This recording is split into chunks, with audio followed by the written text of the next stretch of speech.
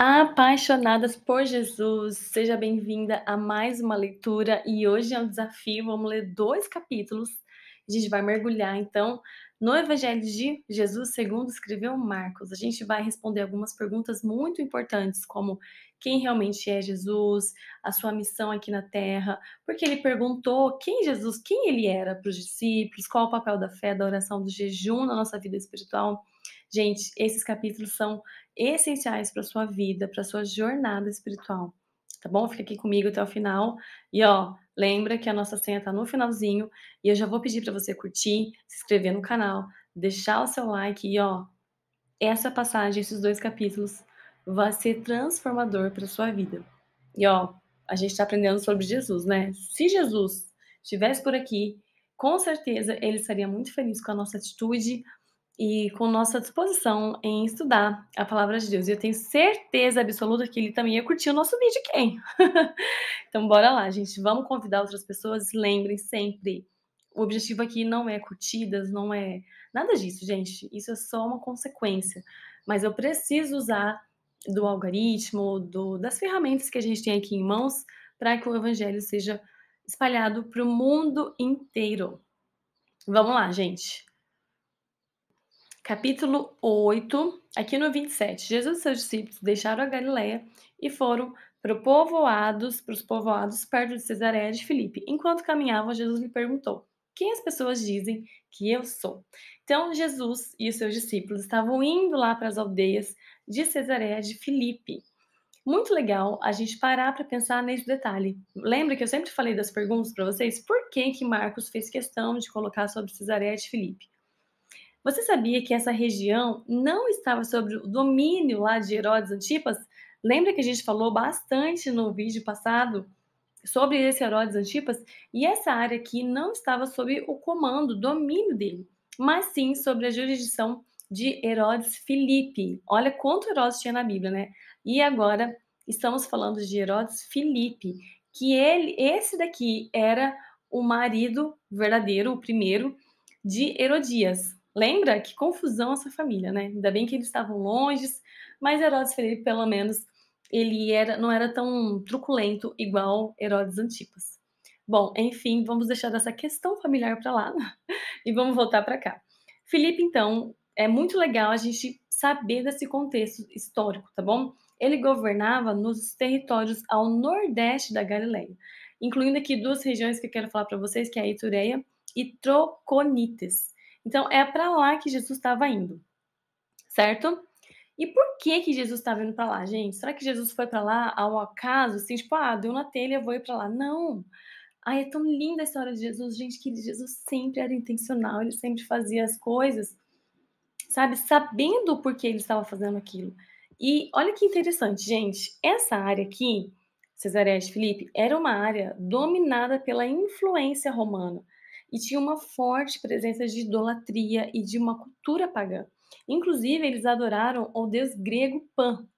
E é muito interessante porque Jesus, exatamente ali naquele local de tão poder romano, sabe, perguntou: "Quem dizem os homens que eu sou?".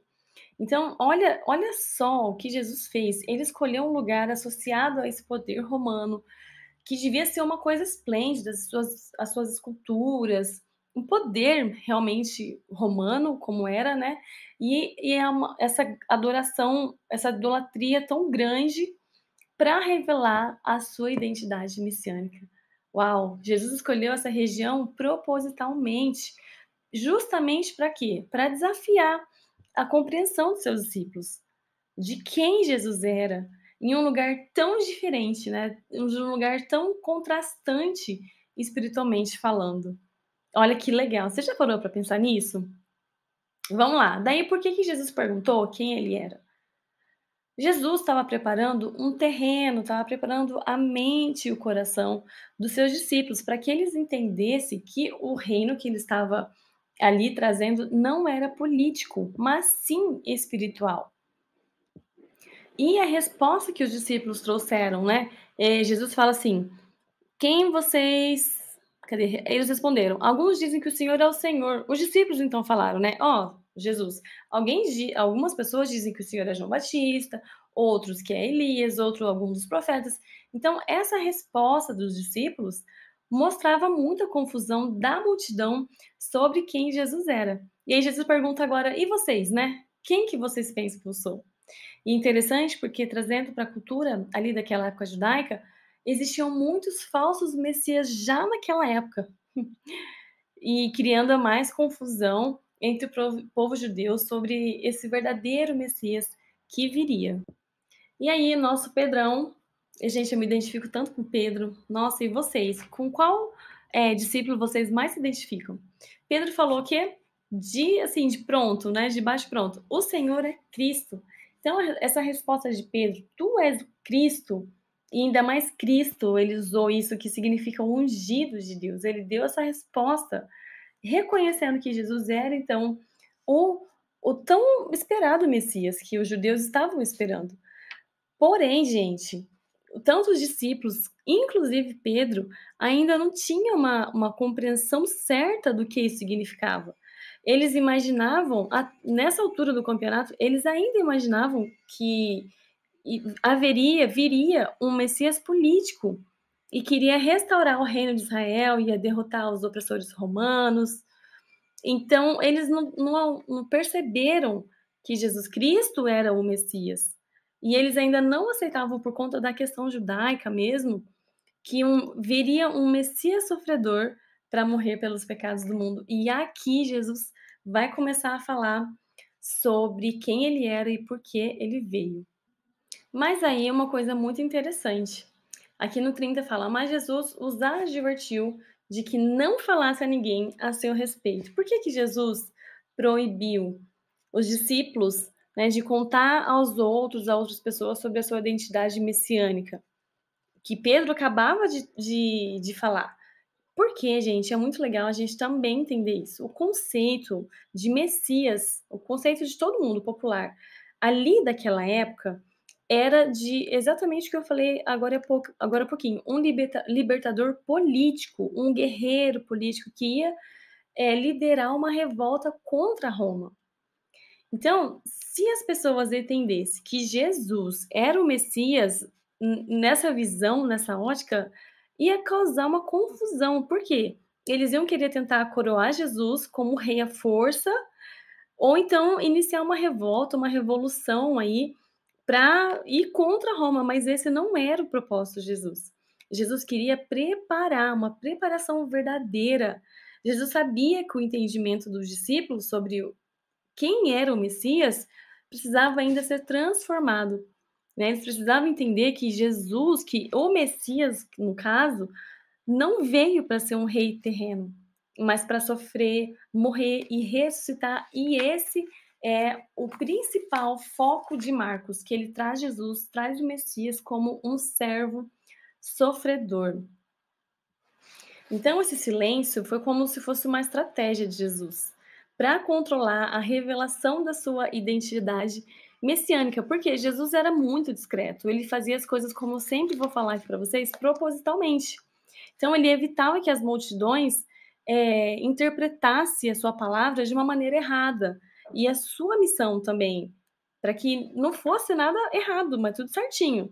E ele também prevenia, ele não queria que houvesse uma reação prematura das autoridades religiosas ali de Roma também, que o que poderia acontecer? Olha como Jesus era inteligente.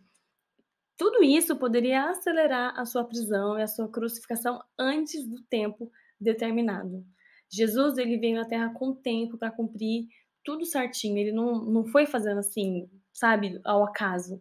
Então Jesus queria que seus discípulos estivessem preparados espiritualmente e tivessem um entendimento correto sobre quem ele era, o que significava ser o Messias. É muito lindo porque Jesus, ele não quer que a gente viva somente milagres, que a gente experimente a sua manifestação, o seu poder, mas que a gente entenda como é como é profundo isso, que a gente entenda o que a gente está fazendo, quem ele é, o porquê estamos fazendo, o porquê dedicamos a nossa vida a ele, o porquê a gente está aqui, vamos falar entre aspas, tá perdendo o nosso tempo lendo a Bíblia, aprendendo dele. Olha como muda a perspectiva de vida. Então Jesus estava mudando a fé dos discípulos, corrigindo as suas expectativas erradas sobre quem era o Messias. Jesus quer que a gente compreenda a sua missão, né, de salvar o mundo. Jesus quer que a gente também leve isso para o mundo. E ali, para aquele contexto, o Messias não viria por uma força política, mas através do sacrifício e da entrega. Uau, que lindo, graças a Deus por isso. Se você entende isso, se você compreende essa essa entrega de Jesus Cristo, aí sim, gente, aqui que embasa o porquê eu falo tanto de apaixonado por Jesus. E agora, a partir do 31, ó, vou ler para vocês. Então Jesus começou a lhes falar que era necessário que o Filho do Homem sofresse muitas coisas e fosse rejeitado pelos líderes do povo, pelos principais sacerdotes e pelos mestres da lei. Seria morto, mas 3 dias depois ressuscitaria. Vocês lembram que Marcos registrou a Cesareia de Filipe?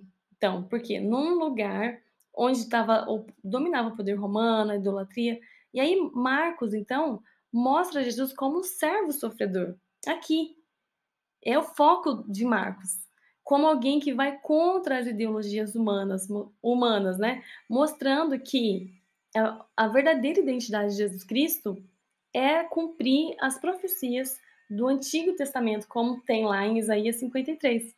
Então Jesus começa a falar sobre a sua morte, sua ressurreição, e gente, isso pegou os discípulos de surpresa. Olha o que fala aqui no 32. Enquanto falava abertamente sobre isso com os discípulos, Pedro chamou de lado. Ai, meu Deus, e o repreendeu por dizer tais coisas. Gente, Pedro era muito, não sei nem a palavra para usar aqui para falar para vocês. Ele chamou Jesus de ladinho. Falou: "Ó, vem cá, você não vai fazer essas coisas não". Pedro, ele era um judeu muito zeloso. Então ele não aceitava, como um bom judeu que ele era, que o Messias sofreria. Ele falava: "Não, o Messias não veio para isso. Eu sei que você é o Messias e você não pode sofrer". Jesus então o repreende com umas palavras duras. Ele fala: "Arreda, Satanás". E é muito importante aqui a gente entender que Pedro não estava possuído, né? Jesus estava falando assim: "Sai, Satanás". Pedro fica. Satanás sai. É como se Pedro estivesse dando uma brecha para Satanás, porque ele não estava entendendo o plano de Deus, mas sim colocando o pensamento carnal. E Jesus corrigiu ali naquela hora, cortando o mal pela raiz, né, para alinhar os pensamentos do propósito divino. Assim Jesus faz, assim Deus faz quando ele quer nos corrigir. Não é por mal, gente, mas é para nos corrigir de uma forma. Ele ama tanto a mim e a você que a correção vem. E aceite, aceite. E eu fiquei pensando aqui, imagina como Pedro, com essa paixão dele, porque Pedro não fazia por mal, ele só era imaturo ainda. Então imagina como que ele deve ter se sentido ouvindo essas palavras de Jesus. Com certeza foi uma chamada para repensar a sua fé e seu entendimento. Gente, como que você se sentiria? Hoje em dia, pastoreando, está muito difícil a gente corrigir, aconselhar, vamos falar aconselhar uma pessoa, porque as pessoas não aceitem. Gente, mulheres, não sejam esse tipo de pessoa que não aceita uma correção, uma dica. Olha, é um presente de Deus você ter alguém que pode pegar na sua mão e falar assim: "Vem cá, o que você fez não foi legal". Eu sempre falo com o marido, né, eu falo assim pra ele: "Amor, me ajuda, eu fiz errado isso aqui", e ele me corrige. A gente tem esse combinado. Eu não quero passar vergonha, gente. E é isso que uma pessoa faz. É tão bom quando a gente tem essa pessoa pra ajudar a gente, a corrigir a gente.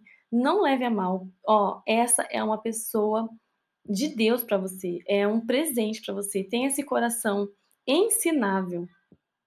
Então, quando Jesus fala: "Retira-se de mim, Satanás", ele está chamando atenção para o fato de que essa sugestão que Pedro fez está contra o plano de Deus para a redenção. E através ia ser só aconteceria isso através do sofrimento e da cruz, tá bom? Pedro não estava endemoniado, não estava nada disso, tá bom? Mas demonstra o pensamento de Pedro, que estava alinhado com as tentações de evitar o sofrimento, já que ele amava tanto o seu mestre, de evitar isso ao invés de aceitar a missão divina de Jesus. Gente, mas não deve ter sido fácil para os discípulos, né? Porém, gente, olha que legal, trazendo um contexto judaico, essas repreensões de um mestre fazia parte do processo de ensino, da correção, sabia? Eu tenho certeza que embora Pedro deve ter se chocado, ele não achou mal. Tanto é que ele continuou até o final, continuou seguindo Jesus até o final, né. Então, embora tenha sido muito severo de Jesus Cristo essa palavra, ele usou a palavra Satanás ainda, o objetivo era corrigir a visão errada de Pedro, tá bom? E reforçar o que Jesus queria passar de verdade. Então, gente, é assim que Deus faz conosco mais uma vez. Pedro era esse discípulo dedicado. Então, gente, a gente vai ser chamado a crescer, seja com correção, tá bom? E a gente aceitar a verdadeira missão pelo qual Jesus nos chamou. Crescimento, gente, olha Deus falando mais uma vez com a gente. Quem leu a carta de Paulo aos Coríntios, a primeira carta, lembra que Paulo já falou? Vocês são bebezinhos? Pois é, aqui não temos mais mulheres no leitinho, nem bebezinhos, crescemos. Então, se você está sendo corrigida, essa correção é uma grande oportunidade para você crescer espiritualmente, assim como foi para Pedro. E, gente, através dessa experiência, dessa correção tão severa, Pedro, com certeza, eu vejo ele como recebendo isso como uma grande oportunidade de ajustar, alinhar sua compreensão, fortalecer a sua fé no propósito messiânico de Jesus Cristo. E aí, gente, é muito legal a gente parar para ver esse verso aqui, ó. Depois chamou a multidão e os discípulos e disse: Se alguém quer ser meu seguidor, negue-se a si mesmo, tome a sua cruz e siga-me. Como é lindo isso que Jesus faz. Jesus chamou a multidão. Olha, Jesus não chama um ou outro, Jesus chama todos nós, ele chama a multidão para ouvir as palavras dele, para que aceite o sacrifício dele. Então Jesus convoca essa multidão e esse convite, essa convocação é um convite para mim, é um convite para você, é um convite para que você espalhe a notícia da vinda do reino, para que todos nós possamos nos comprometermos com um discipulado, né, que envolve uma renúncia, sacrifício. Jesus fala assim: negue-se a si mesmo. Gente, seguir e servir a Jesus não é uma tarefa fácil. A porta é estreita. Tome a sua cruz. Quer dizer que você vai enfrentar dificuldades? Sim, iremos. É um chamado, um desafio, a autonegação, a aceitação da cruz como parte do caminho, né, de seguir a Jesus. Então a mensagem de Jesus, ela desafiava as normas, assim, o conceito, né, do que é um mestre, que ó, vai ser tudo bem, viu? Mentira, gente. Se tem alguém que fala que vai sempre ser tudo bem, é mentira. Jesus fala: se você quer me seguir, você vai ter dificuldades. Praticamente é isso. Mas, gente, Jesus também traz esperança. E essa esperança que a gente precisa levar ao mundo. Até porque, continuando aqui no 35, Jesus ensina a multidão que o seu reino é de sofrimento e desprendimento. Né? Jesus fala assim: o que adianta o homem ganhar o mundo e perder a sua alma? E é muito interessante porque Jesus fala isso sobre o homem ganhar o mundo e perder a sua alma. Jesus é pontual mais uma vez, porque está ligado à cultura ali daquela época, ao lugar que eles estavam. Lembra que eles estão numa região de Cesareia de Filipe? Pois é, ali Jesus ilustra um contraste muito interessante sobre a gente buscar o sucesso e as conquistas materiais, né, à custa de você perder a sua vida espiritual. E aí? Se você colocar numa balança, vai muito contra o que o mundo pensa, mas o reino de Deus é invertido, né, se a gente pode falar assim. Vale muito mais a pena você perder as coisas materiais e ganhar a sua vida, a sua alma para Jesus. Então Jesus aqui desafia essa ideia de que ganhar riqueza, poder ou status ali, bem no lugar que eles estavam, que era justamente trazia essa ideia. Então, ganhar tudo isso, poder, o status, esse é um desafio para você ganhar a sua alma. Sabe por quê, gente? Naquele ambiente cultural ali, que muitos judeus estavam muito ansiosos para a libertação, por uma libertação política, prosperidade, material ali, e é bem ali em Cesareia de Filipe, era bem um centro de influência política e cultural. Então, a ideia de ganhar o mundo poderia ser alguma coisa ressonante, um desejo muito grande de você ter aspirações terrenas, sabe, buscar por status. Ali estava muito evidente tudo isso. Então, essa questão de poder e prestígio era muito central ali no pensamento judaico daquela época, e muitas vezes ia em contraste com as expectativas messiânicas, né, e espirituais que Jesus estava trazendo. Então, gente, o que Jesus está querendo ensinar para a gente? Jesus convida a gente a avaliar as nossas verdadeiras prioridades da nossa vida e também valorizar o relacionamento com Deus acima das ambições terrenas. Você pode conquistar coisas aqui no mundo? É claro, mas priorize o que é realmente mais importante, que é o seu relacionamento com Deus. O seu relacionamento com Deus sempre precisa estar acima da nossa ambição aqui terrena. A verdadeira vida, gente, ela não pode ser medida por um status social, como muitos pregam por aí, como o sucesso material, e enfim, né? Vocês conhecem já essa história. Jesus ensina pra gente sobre a necessidade da gente priorizar a nossa vida espiritual, porque esse sim, esses são verdadeiros tesouros que não se perdem nunca. Então, minhas amigas, o verdadeiro cristão, a verdadeira cristã, o discipulado, ele é renunciar a si mesmo e seguir a Cristo mesmo em meio ao sofrimento. Agora a gente vai para o capítulo 9. Corre lá para o capítulo 9, que começa com Jesus fazendo uma promessa sobre a manifestação do reino de Deus, do poder de Deus. Gente, essa parte aqui já se refere, assim, em parte, né, à próxima cena que vai acontecer, que é a transfiguração de Jesus, sendo como se Jesus estivesse antecipando o reino de Deus em poder e glória. Então, a promessa de Jesus aqui já é uma visão de que o reino de Deus está se aproximando e está começando a se manifestar. E mesmo que numa forma em que pode ser diferente do que os judeus estavam esperando. Então, alguns que estão aqui neste momento não morrerão antes de ver o reino de Deus vindo com grande poder. A gente vai estudar sobre isso. Mas aí, gente, fazendo um resumo, essa transição do capítulo 8 para o 9, presta atenção, ó. Jesus pergunta, vamos lá. Jesus pergunta quem ele era para preparar o terreno da mentalidade do coração dos discípulos de que o seu reino não era como o dos homens, nem como dos que ele achavam, né, que seria um político, e que esse Messias, ele, Jesus Cristo, passaria por um sofrimento. Vocês lembram? Mas ao terceiro dia, o seu poder se ressuscitaria, né, com o seu poder, ele ressuscitaria e estaria visível para todo mundo. Daí, agora, ele vai ensinar a multidão que o seu reino é de sofrimento e desprendimento das coisas terrenas, certo? Até aqui tudo bem?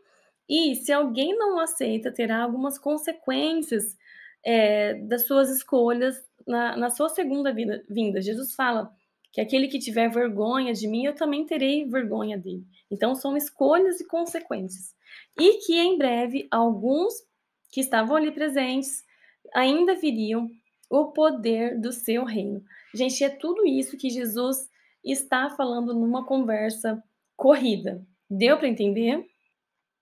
Jesus fala da sua identidade, da sua missão. Jesus fala que o verdadeiro discipulado inclui desprendimento das coisas terrenas. Jesus fala da consequência de rejeitar o Messias, de rejeitar o Jesus, a sua mensagem, né? E como isso vai ser, a consequência disso vai ser manifestado na segunda vinda dele. E agora ele fala da manifestação do reino. Jesus aqui já está falando, antecipando uma visão do poder e da glória do reino de Deus para alguns ali presentes. Preparadas? Agora eu vou fazer uma pergunta para vocês. Por que, ó, Jesus, Marco tá correndo aqui, ó. Ele já falou do primeiro capítulo, que Jesus prosseguiu, falando de uma visão antecipada do seu poder, e 6 dias depois, Marcos correndo com a história lá no capítulo 9. Por que Jesus levou somente Pedro, Tiago e João para o monte? Você já parou para se perguntar por quê? Vamos lá, gente, ó, aguenta aí, o vídeo vai ficar um pouquinho mais longo, né, do que o comum, mas são 2 capítulos e vale a pena a gente estudar, tá bom? Aguenta aí, se você puder, faz uma pausa, vai tomar uma aguinha, pausa o vídeo, curte o vídeo, não esquece, mas bora lá, que a gente vai continuar. Bom, gente, então por que Jesus levou apenas Pedro, Tiago e João para o monte? Vamos lá. Esses 3, Pedro, Tiago e João no barquinho, vocês lembram da musiquinha, né? Eram como se fossem os mais íntimos, fazia parte do círculo mais íntimo dos discípulos de Jesus. Então, eles tinham sido testemunhas de alguns eventos muito importantes lá na vida de Jesus, como, por exemplo, eles viram a ressurreição da filha de Jairo e algumas outras experiências mais profundas. Então, o que vai acontecer aqui nesse monte, que é a transfiguração de Jesus, é muito importante. E levar esses 3 discípulos com certeza foi uma forma de preparar eles, de fortalecer a fé deles, até porque eles teriam papéis muito importantes na liderança lá na igreja primitiva. Se a gente olhar as cartas de Paulo depois, as cartas de Tiago, Pedro e João, eles eram homens importantes ali. Então Jesus falou: "Não, a gente vai ter um provão aqui", sabe assim, uma faculdade? Então Jesus pegou esses homens para ter um particular ali. E olha que interessante, porque, trazendo para o contexto judaico da época, ter várias testemunhas era muito importante para falar assim: "Não, o que está acontecendo ali é verdadeiro", sabe, para validar alguns eventos, tipo, miraculosos. Mas Jesus sempre indo contra no bom sentido, né, com um propósito maior, ele escolheu limitar o número de testemunhas só para Pedro, Tiago e João, para garantir que aquele evento ali fosse um sentido, sabe, de exclusividade, de uma coisa especial, alguma coisa profunda ali com ele. Deus tem uns propósitos específicos para cada um, né, gente? Então, foi bem por isso. E olha só, agora para tudo, gente. Antes da transfiguração, fiquei pensando o que eles foram fazer no monte. Você já imagina? Gente, Pedro, Tiago e João subiram para o monte com Jesus para um momento de oração. Então, a gente sempre vai ver na Bíblia que ele se retirava para orar, para buscar comunhão com o Pai, ali para ter uma conversa, só ele e o Pai. Então, subir ao monte era uma prática ali comum para os momentos de retiro, de oração, até porque Jesus precisava ter um momento só dele, porque ele era acompanhado de muita gente, de multidões, né? Então, subir o monte ali pode ter sido um hábito de Jesus e também de buscar um ambiente tranquilo para ele falar com Deus. E também se preparar espiritualmente para os desafios futuros. Sim, gente, mesmo Jesus sendo Deus, ele era homem e ele precisava desse momento.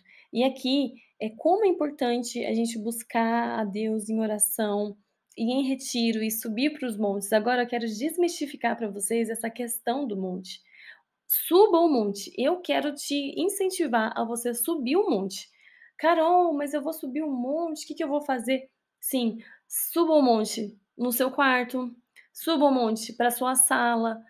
Você vai colocar um lugar que você vai fazer ali ser o seu monte, entendeu? A gente precisa parar de mistificar algumas coisas, espiritualizar algumas coisas. Então suba ao monte. O seu monte pode ser um lugar ali, fecha a porta do seu quarto, fica só você e Deus. O lugar, a coisa em si, não é o monte, mas sim o retiro, sabe? O você ficar sozinha, a sós com Deus, fechar a porta do seu quarto. Certo? Entenderam? E aí, após a oração, o que acontece? A transfiguração. Muito lindo isso, e a Bíblia faz questão de deixar isso registrado pra gente, né, a importância da gente buscar, a Deus espiritualmente, em oração, em reti sabe, ali a sós com Deus, e você se preparar, e aí sim, porque a gente muitas vezes acha que ir para o monte vai ter revelação de Deus, vai ter coisas sobrenaturais. Gente, é consequência. E outra, o monte subir ao monte físico mesmo falando, muita gente faz, gente de respeito, legal. Mas assim, cuidado com essa coisa do subir ao monte. Deus está em todos os lugares. Então, ele é acessível. Eu posso falar, assim como a gente está fazendo aqui, tenha o seu momento com Deus. Suba ao monte. E é ali que Deus vai falar, é ali que a glória de Deus vai se manifestar, mas primeiro com o propósito de buscá-lo. A transfiguração foi, é claro que um propósito aqui, né, de Deus, mas trazendo para a gente, é como se fosse o poder de Deus, e isso vem como consequência de quem busca a Deus em primeiro lugar. E aí a gente vê que Jesus foi transfigurado, as suas roupas ficaram mais claras, resplandecentes, e aí apareceram duas figuras importantíssimas, Elias e Moisés. Por que que eles apareceram ali e começaram a falar com Jesus? Gente, a aparição deles dois, de Elias e Moisés, aqui nesse versículo, no 4, né, tem um significado muito legal que vale a pena também a gente parar.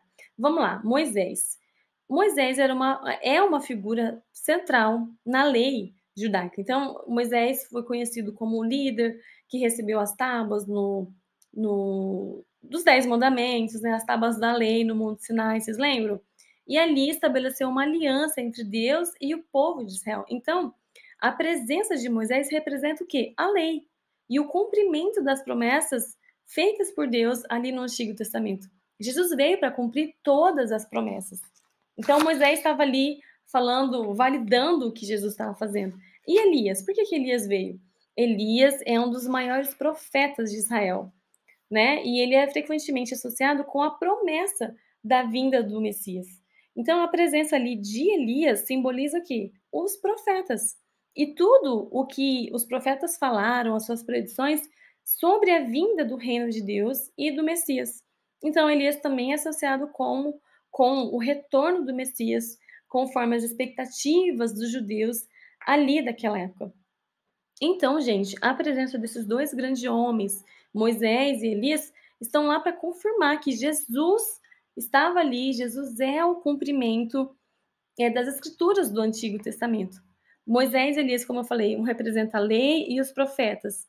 E a presença lá de Jesus, então, indica, né, que Jesus Cristo é a realização e é o centro das escrituras. É como se ele estivesse ali confirmando que Jesus, ele sim, é o prometido Messias que veio para cumprir as leis e as profecias.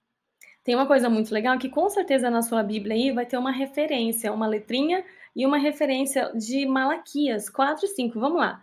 No contexto judaico da época ali, tinha uma expectativa de que Elias retornaria antes do evento, né, do Messias. Então, por quê? Malaquias fala isso. É uma profecia que está em Malaquias, capítulo 4, verso 5. Então, ele fala desse evento de que Elias viria antes do advento do Messias. E Moisés, por sua vez, era uma figura crucial na história da salvação. Então, gente, a presença de ambos reforça só cada vez mais essa ideia de que Jesus veio para cumprir todas as expectativas messiânicas. E olha só, ter Pedro, Tiago e João, todos judeus ali vendo tudo isso, olha que legal, como se não é essa preparação, esse fortalecimento para eles mesmos, para que eles pudessem compreender melhor quem era Jesus, a natureza de Jesus, a missão de Jesus, né? E especialmente trazer um esclarecimento melhor, porque eles enfrentariam sofrimento e veriam também a crucificação de Jesus. Então, como judeus, eles precisavam entender que Jesus veio para cumprir as promessas, as profecias, e que a lei também, e que ele veio como um servo sofredor, que ele precisaria morrer e depois ele ressuscitaria. Aí, gente, vem Pedrão de novo, vem Pedro falando que ele queria fazer 3 tendas. Então, imagina só que experiência maravilhosa, impactante da transfiguração para esses 3 discípulos, Pedro, Tiago e João. Então, ver Jesus transfigurado em glória, junto com Moisés, com Elias, foi, nossa, imagina, foi extraordinário.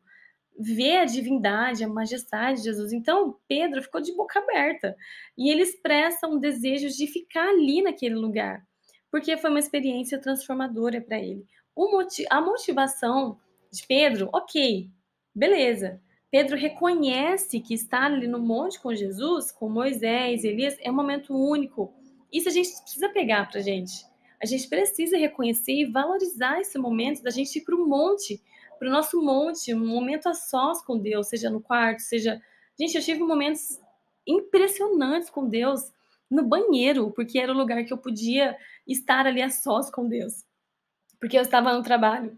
Então, olha isso, o monte é o lugar que você coloca, sabe, com a motivação certa do seu coração. Então, Pedro reconhece isso. E quando ele fala assim: ah, vamos construir 3 tendas, só mostra o desejo dele de ficar ali, de permanecer, de prolongar essa experiência, estar na presença gloriosa de Deus.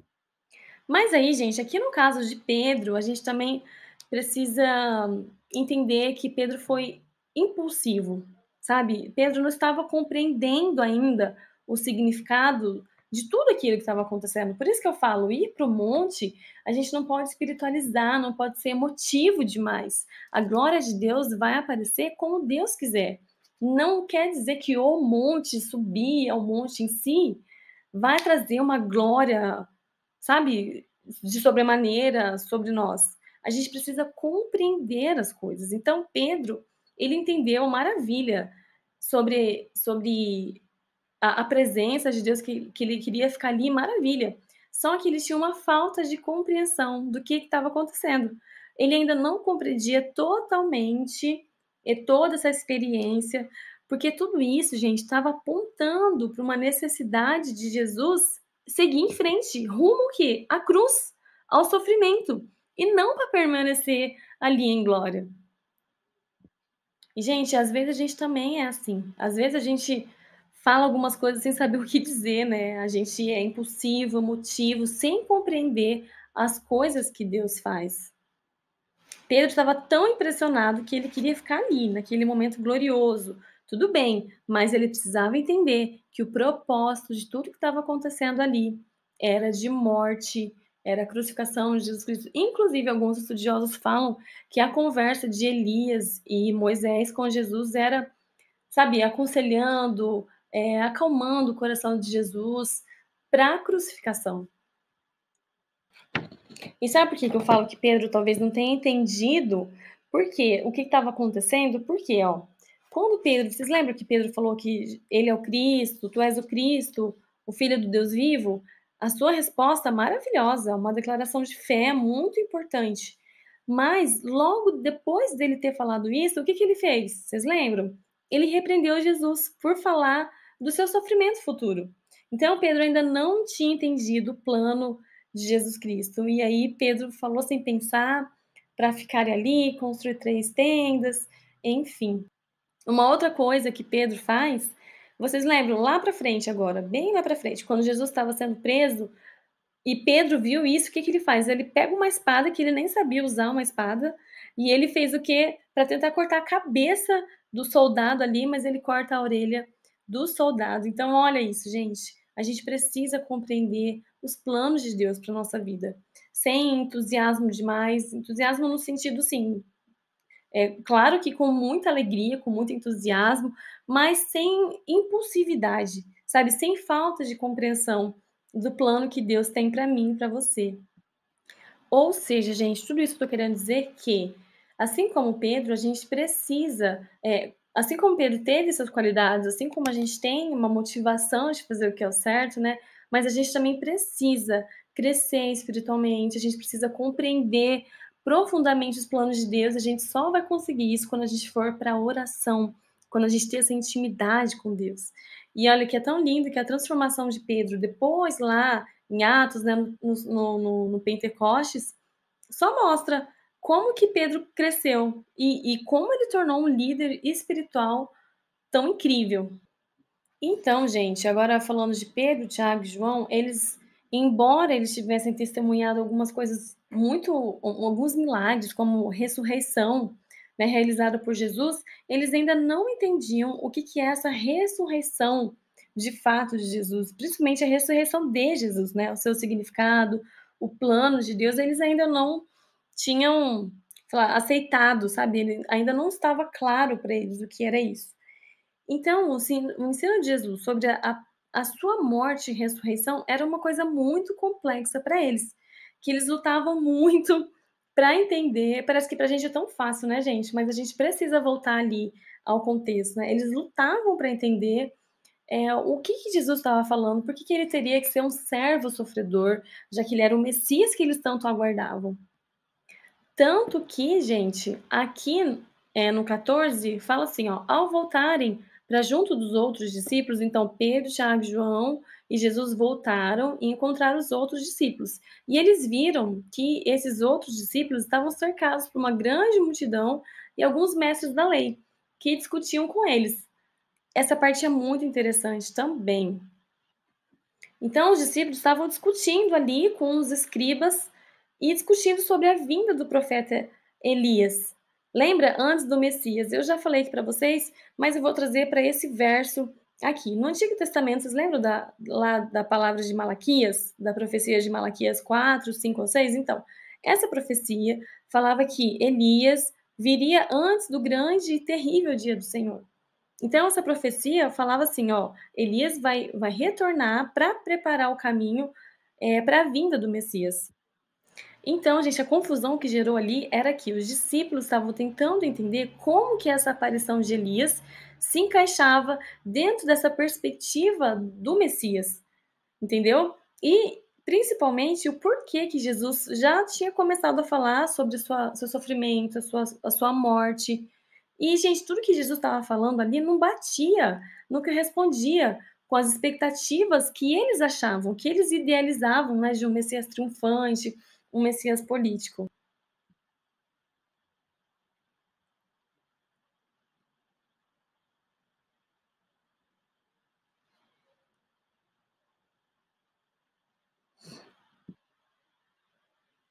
E aí, Jesus responde para eles que Elias já tinha vindo.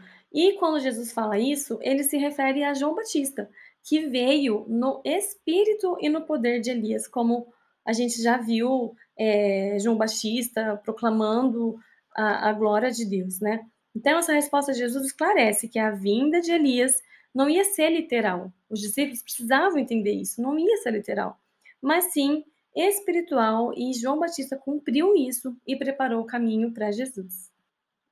E aí, gente, eu coloquei aqui o cuidado de Jesus com seus discípulos. Como é lindo, gente, como Jesus é maravilhoso.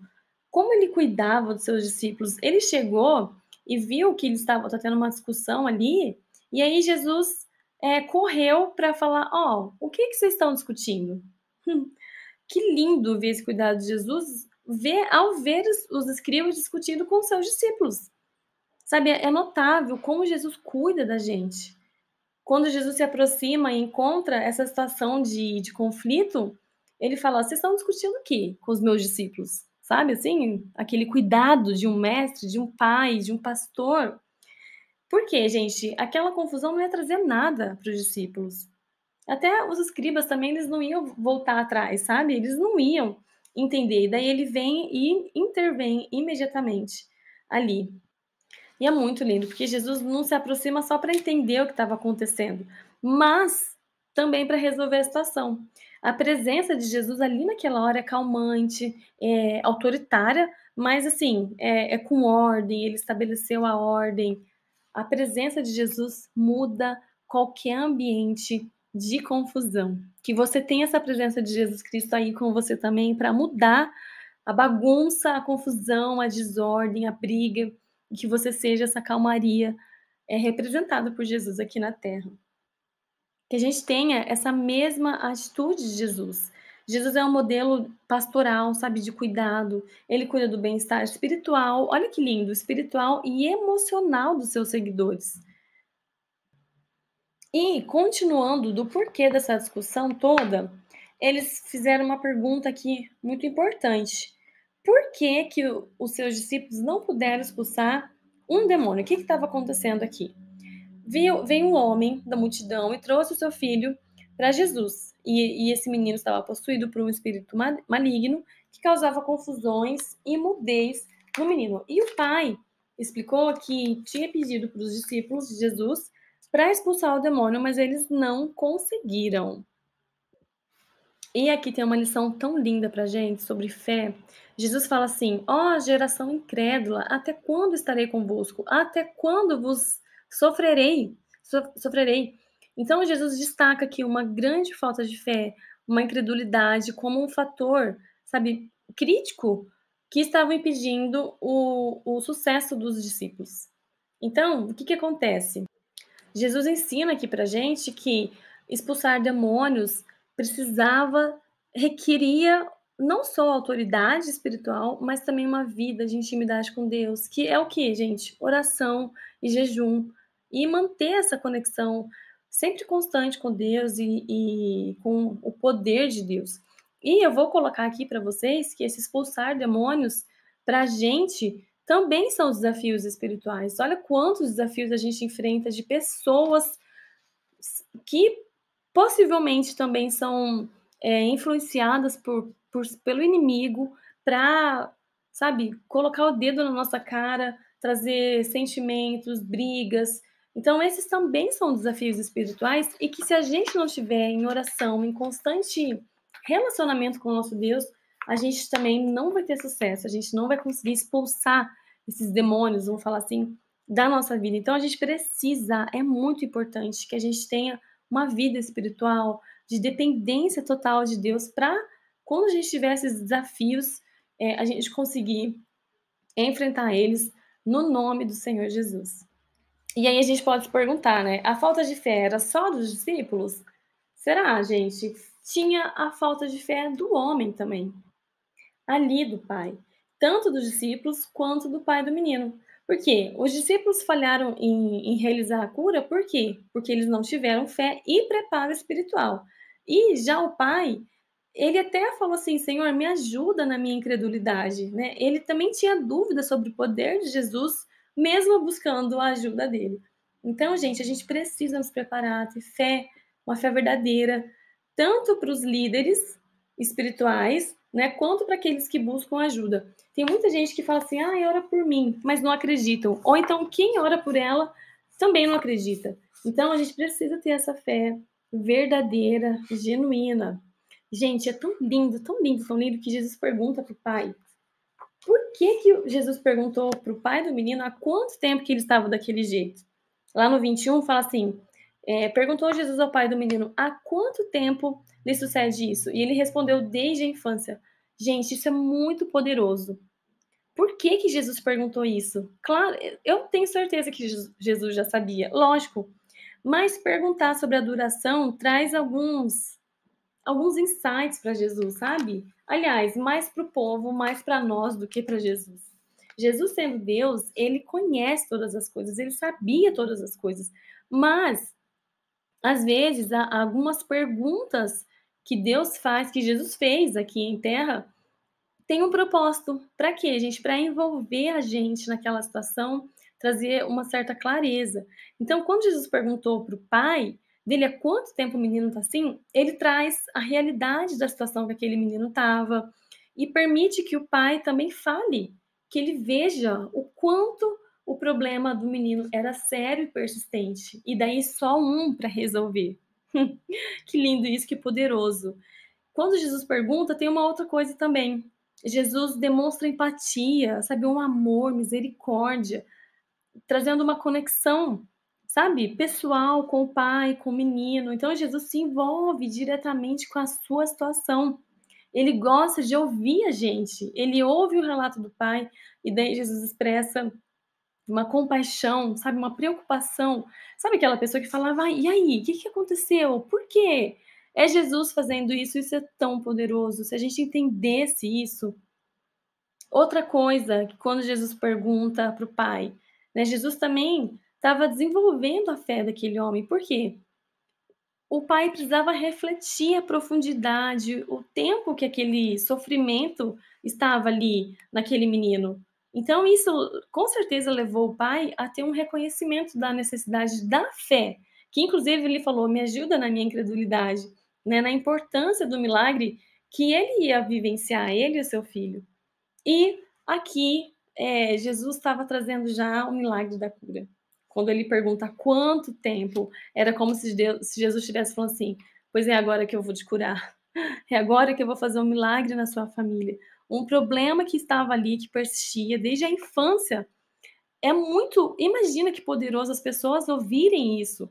É um testemunho do poder de Jesus Cristo ao restaurar alguém, um menino, que estava numa grande aflição por um longo, longo período desde a infância. Olha, Jesus se importa com você, com as suas dificuldades. Ele olha para você e quer fazer um monte de pergunta para você. Basta a gente ir para o nosso monte.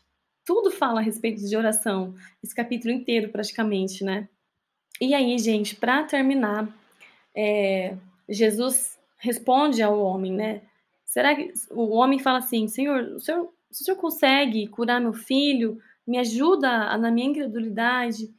E aí Jesus responde: tudo é possível ao que crê. Mas eu quero trazer aqui para vocês um alerta. A gente não pode interpretar mal esse tudo é possível ao que crê.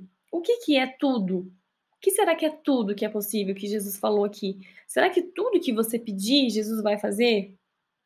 Então, gente, vamos prestar muito atenção aqui. A gente precisa ter o conhecimento, o esclarecimento das coisas, né? Porque Jesus não está afirmando para a gente que qualquer coisa que você deseje ou que você peça vai ser automaticamente atendido.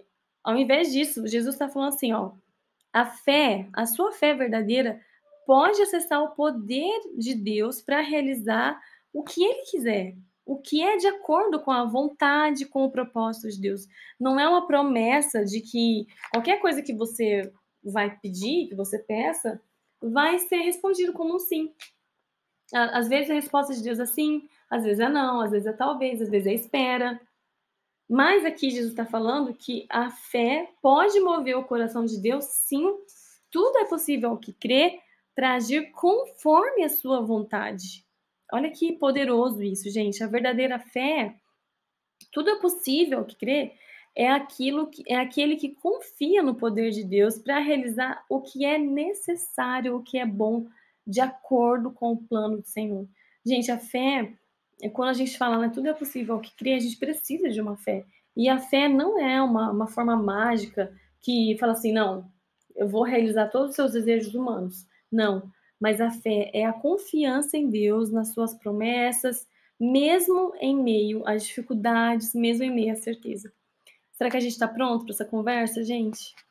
Tudo é possível ao que crê, mediante a vontade de Deus.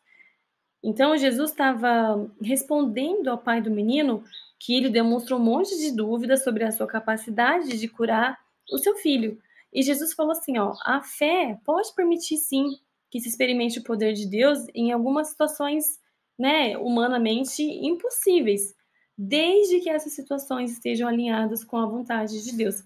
Eu não sei se vocês já assistiram The Chosen, mas tem um dos episódios que eu não lembro qual que é o nome do personagem, mas é aquele que tem um problema na perna. E tem um episódio que ele chora e ele fala: Senhor, me cura, por que que o Senhor não quer me curar? E Jesus falou assim: Eu posso te curar, eu quero muito te curar, mas o propósito de Deus não é esse para sua vida. Eu tenho um propósito muito maior, mesmo nessa sua incerteza, mesmo no seu sofrimento. Ai, será que a gente está preparada para ter essa fé verdadeira? Para ter essa fé que não é uma garantia de que tudo que a gente pede vai ser dado, vai ser concedido, mas é a certeza de que Deus é capaz sim de realizar o que ele planejou e o que ele prometeu. E trazendo isso para finalizar, eu quero te encorajar a você confiar no poder de Deus para que ele faça o que é bom, o que é necessário, mesmo quando as circunstâncias pareçam impossíveis. Deus chama a gente hoje para uma fé que confia em Deus, uma fé que confia em Deus, acima das nossas limitações, acima de tudo, de qualquer coisa, e que sempre estará alinhado com a vontade do nosso Pai. Gente, tudo é possível crer. Acredite nessa. Coloque a sua fé em ação e acredite que Deus tem planos maravilhosos para mim e para você. Gente, que capítulo incrível, que, sabe, essa verdadeira glória que Jesus traz aqui pra gente, ele trazendo clareza, trazendo a certeza do que ele veio fazer aqui, do que e por que nós estamos aqui, é muito importante pra gente, a gente desenvolver a nossa fé, para que a gente vá procurá-lo, esse chamado do Senhor pra gente, é o que ele nos convida hoje. Eu agradeço muito que você ficou aqui até o final. O vídeo hoje ficou longo, mas, gente, vale a pena. É um nosso monte, hein? Estamos correndo para o nosso monte. Eu vou falar as senhas de hoje, mas não esquece de curtir o vídeo, de você comentar. Eu fiz algumas perguntas para vocês durante o vídeo. Gostaria que vocês fossem respondendo e coloca aqui para mim lá no grupo. E se você não participa do grupo, coloca aqui nos comentários. Claro que você é muito bem-vinda, tá bom? Vou deixar o link aqui se você quiser entrar. Que lá a gente só fala de Jesus e lá a gente sempre coloca uma senha. E a senha de hoje é, presta atenção que assim como o vídeo foi um pouquinho mais longo, a senha de hoje também é um pouquinho mais longa. Vamos lá. Isso é uma declaração profética para você, viu? Jesus me cura, me levanta e me dá um recomeço. Amém? Leve isso para sua vida, faça disso uma oração que Jesus tem grandes coisas para ensinar ainda, gente, nessa caminhada. Hoje é só o dia 4, amanhã a gente vem. Amanhã vai ser bem levinho, tá bom? Amanhã a gente vai ler o capítulo 10, pula lá pro 10, só do 35 ao 45, tá bom? Bem rapidinho. Espero vocês amanhã. Deus abençoe e até amanhã. Beijão, gente!